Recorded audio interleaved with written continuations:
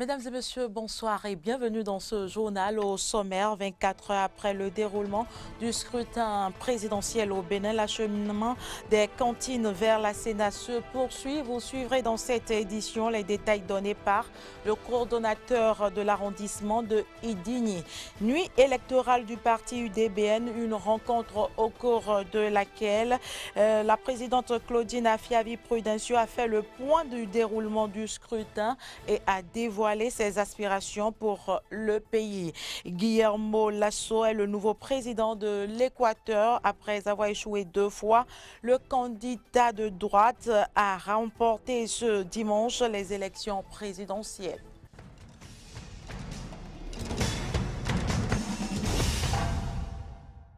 Je vous l'annonçais en titre depuis ce dimanche soir, l'acheminement des cantines provenant des différents centres de vote a commencé et se poursuit du côté de la Sénat. Une équipe de Eden TV a assisté à l'arrivée des cantines de l'arrondissement de Idigny, commune de Kétou. Suivons ici le coordonnateur de l'arrondissement de Idigny qui nous donne des précisions sur les modalités de réception des titres cantines à la Sénat.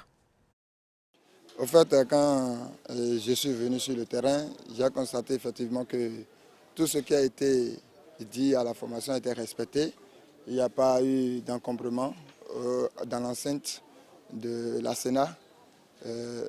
On est rentré dans l'enceinte en rang par numéro d'ordre d'arrivée. On est rentré dans l'enceinte. Suite à cela, chaque véhicule s'est garé et puis on a sorti les cantines provenant des postes de vote. Également, on a fait sortir ces cantines et puis il y a eu vérification de celui de la Sénat et puis il y a eu conformité, je crois, pour tout le monde. En ce qui me concerne, il y a une conformité.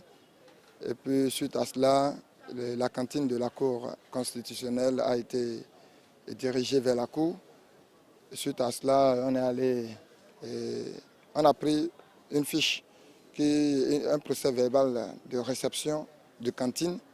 Et cette fiche, on l'a transmise vers ceux qui doivent recevoir les chasubes et d'autres matériels qui sont encore avec nous. Donc, on les a transmis et ils ont accusé réception.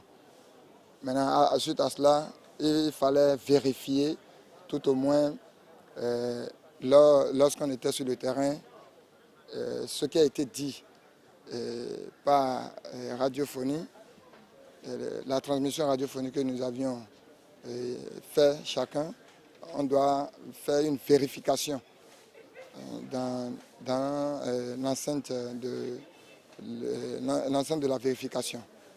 Donc, en ce qui me concerne, je suis rentré dans l'enceinte et puis il y a eu vérification.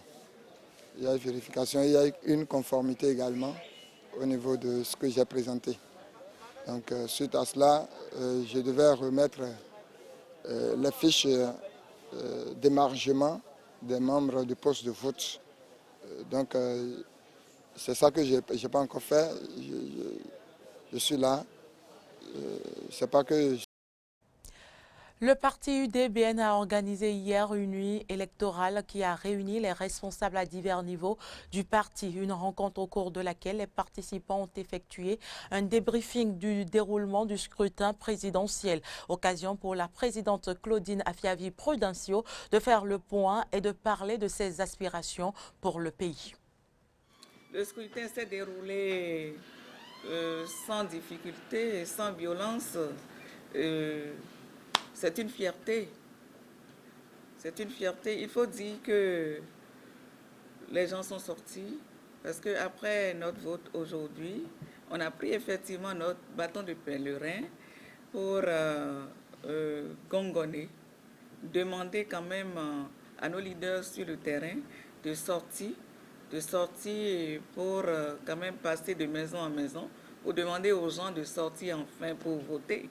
Parce qu'il y a certaines personnes qui sont allées quand même à l'église au culte, etc.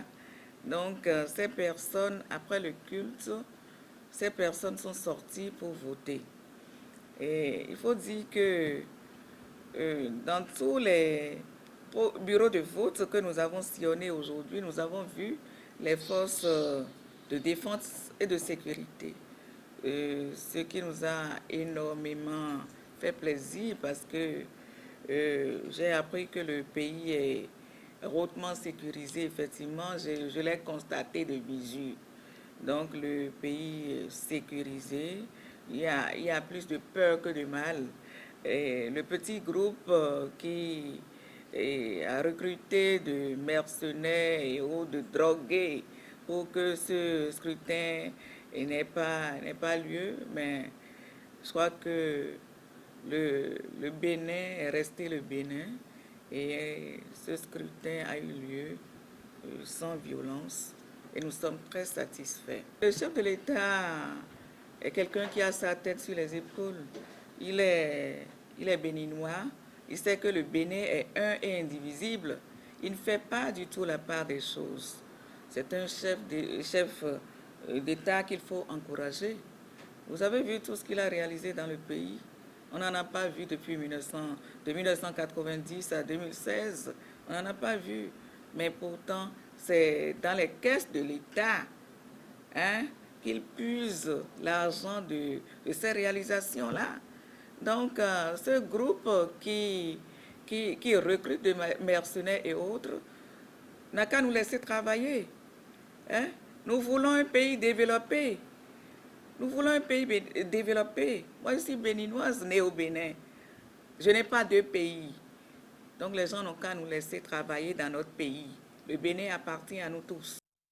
Voilà qui est dit. Les opérations de vote pour le compte du premier tour de l'élection présidentielle se sont déroulées ce dimanche 11 avril 2021.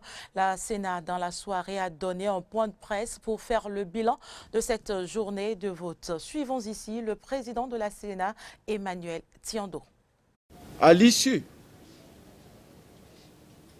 des opérations de vote, je puis vous assurer que grâce au concours des forces de sécurité publique et de défense, la Sénat a pu déployer le matériel électoral dans toutes les communes de notre pays, sauf dans la commune de Tchao.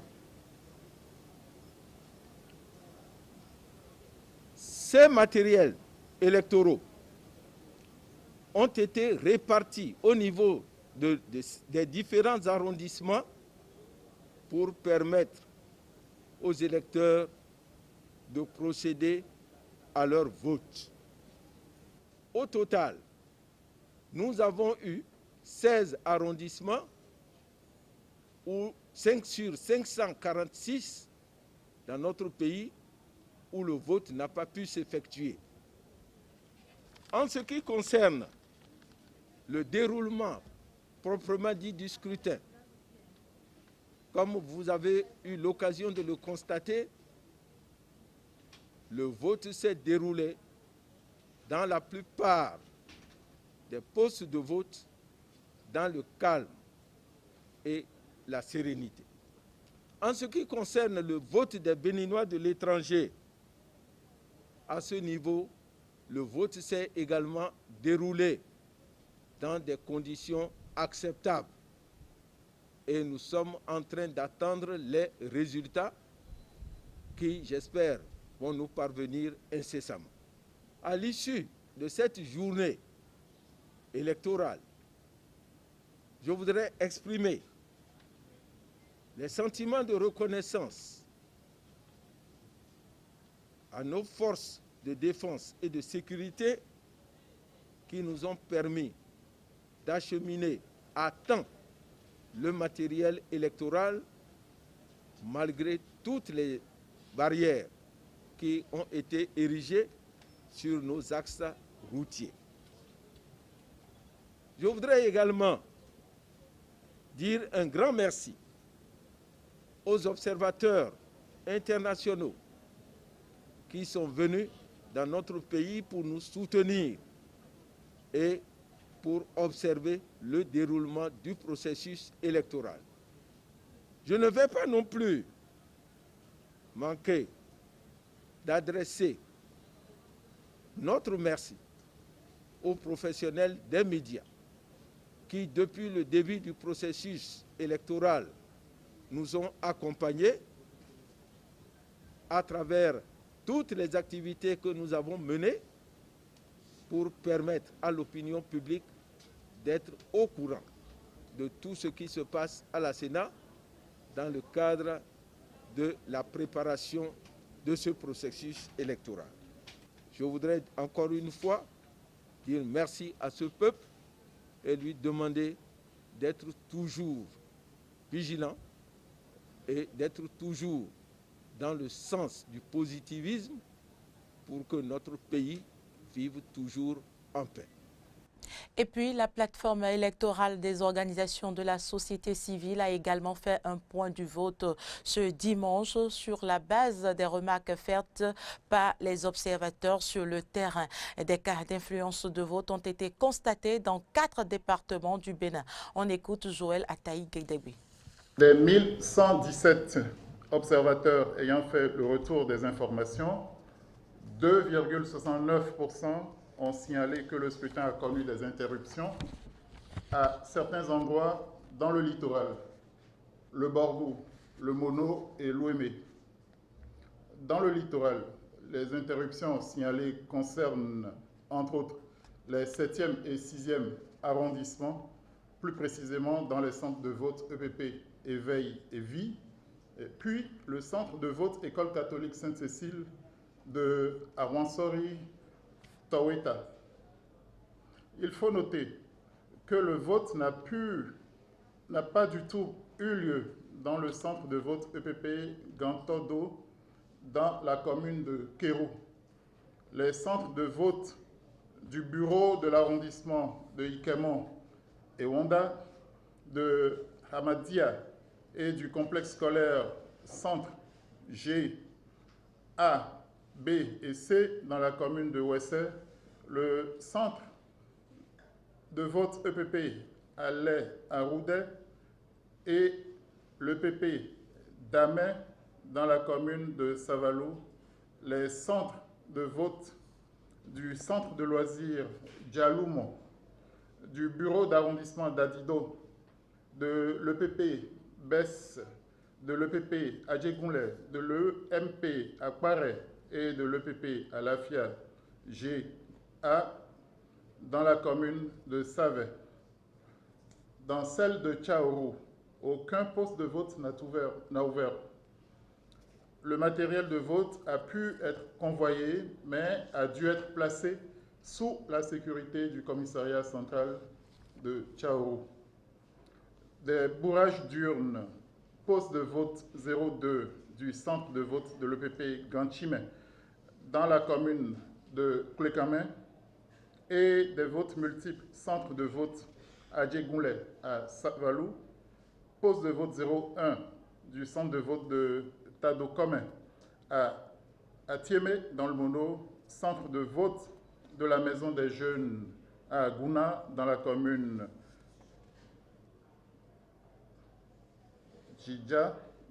de Djidja, poste de vote 02 du centre de vote de la Maison des Jeunes de Gamia Est dans la commune de Bembereke ont été signalés par plusieurs observateurs. Des problèmes d'identification ou d'inscription des électeurs ont été par ailleurs signalés presque partout, mais avec acuité dans le littoral, l'Ouémé et l'Atlantique. L'accès aux postes de vote n'a pas été facilité à toutes les personnes vivant avec un handicap et aux personnes vulnérables dans certains centres de vote, notamment dans le littoral, le Koufo, le Mono et la Donga. Il en est de même pour l'assistance qui leur était indispensable.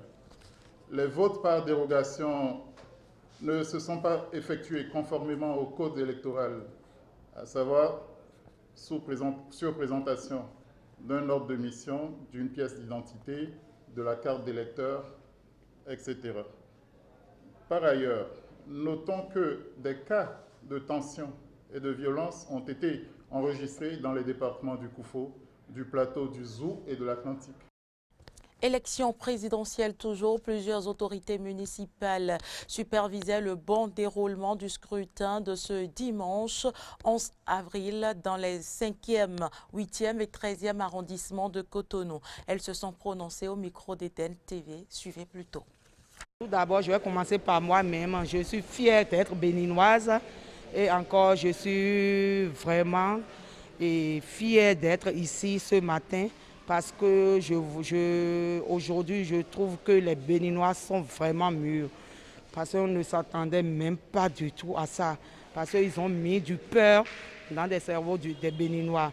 Mais aujourd'hui, les Béninois, ils ont démontré de quoi ils sont capables. Ils ont démontré qu'ils sont avec le président Patrice Talon en sortant massivement pour voter. Pas de peur, ni de panique. Tout se passe très bien, très bien. Parce que les Béninois ont compris, à l'heure où nous parlons maintenant, ils ont compris qu'il faut sortir massivement pour aller accomplir leurs devoirs. Bon, je suis en train de faire le tour, étant chef d'arrondissement, je suis obligé de faire le tour de chaque centre de vote pour voir comment ça évolue. Et je peux vous dire que je suis vers la fin, c'est le dernier centre de mon arrondissement. Et j'ai fait le tour, je pense que ce n'est pas encore mal. Malheureusement, vous n'étiez pas là le matin. Après l'église, vous savez que d'habitude, les votes, c'est après l'église que les gens viennent, à la sortie toujours de l'église, les gens viennent voter. Et après, à partir de 13h, 14h, et vous allez voir déjà à 16h, il y aura encore l'affluence pour pouvoir faire le dépouillement. Nous avons eu d'affluence.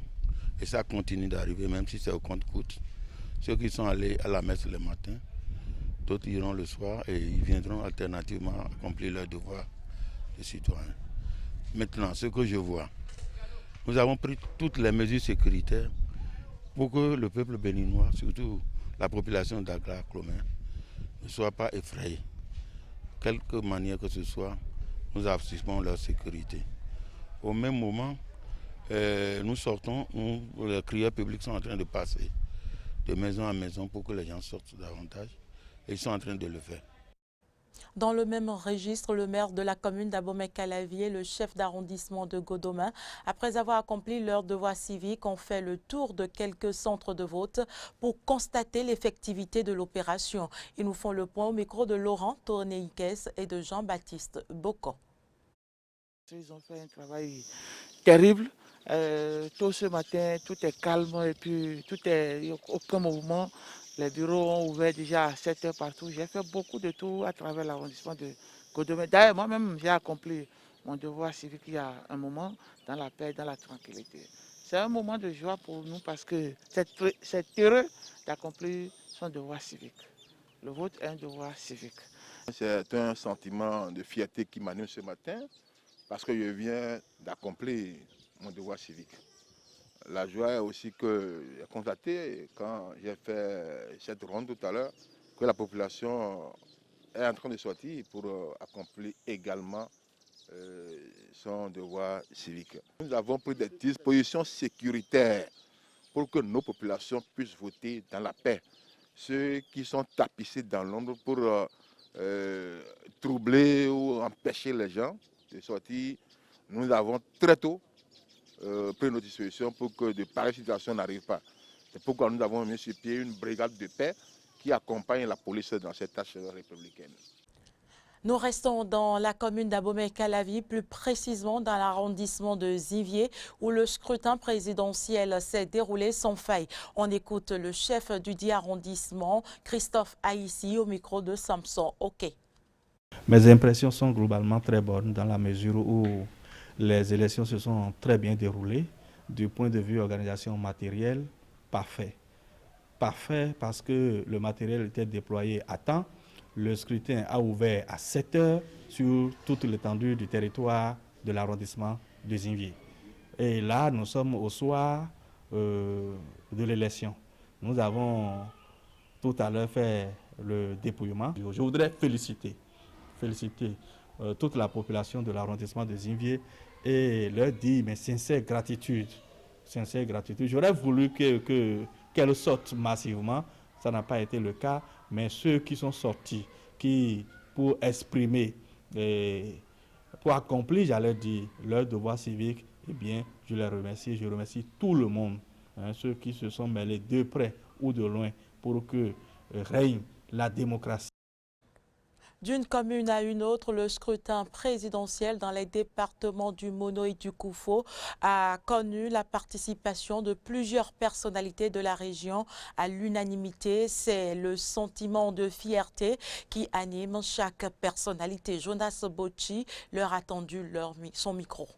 J'ai accompli il y a de cela quelques minutes mon devoir civique, celui de voter conformément au test de la République.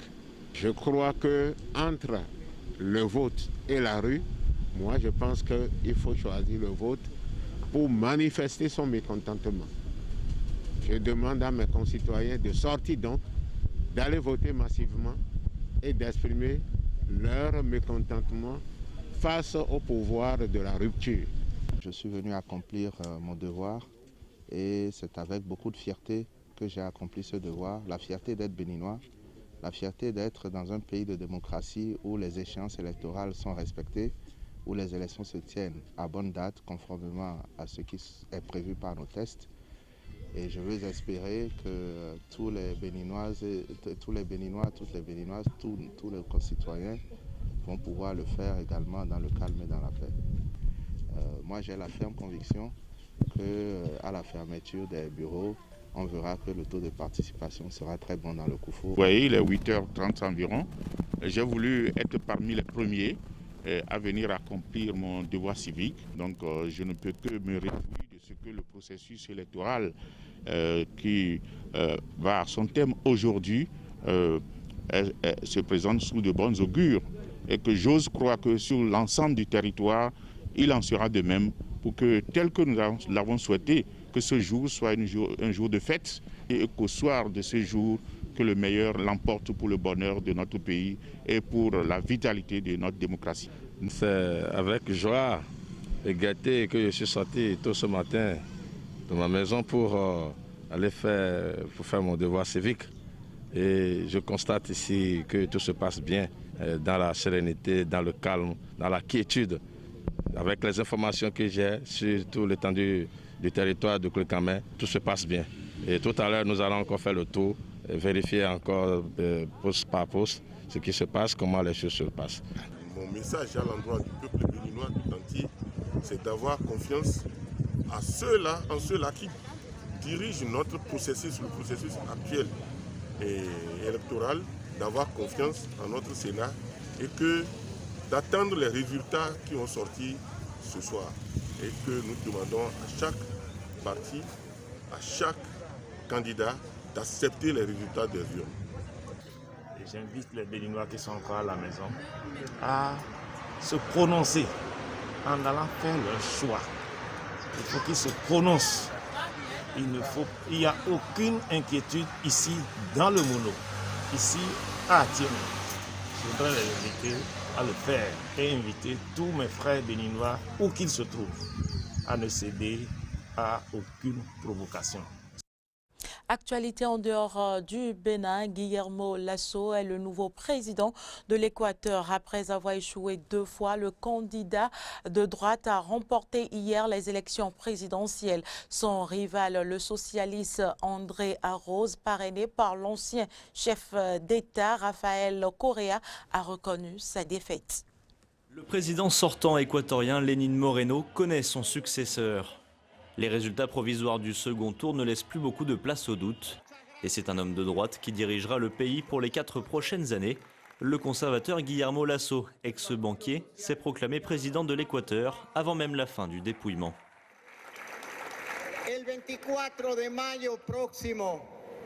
Le 24 mai prochain, nous assumerons avec responsabilité le défi de changer le destin de notre patrie et à atteindre pour tous l'Équateur d'opportunités et de prospérité auquel nous aspirons. Face à lui, le jeune économiste Andrés Arauz, protégé de l'ancien président socialiste Rafael Correa, a abdiqué, reconnaissant sa défaite dans les urnes. C'est un revers électoral, mais ça ne signifie pas une défaite politique ou morale.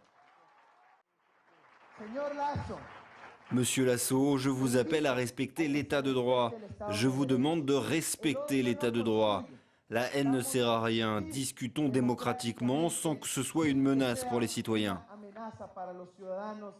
Guillermo Lasso aura notamment pour défi de redresser l'économie de l'Équateur, très touché par les conséquences de la pandémie de Covid-19. L'État sud-américain qui déplore plus de 17 000 décès liés au virus. Et ce sera tout pour cette édition. Merci de l'avoir suivi. À demain.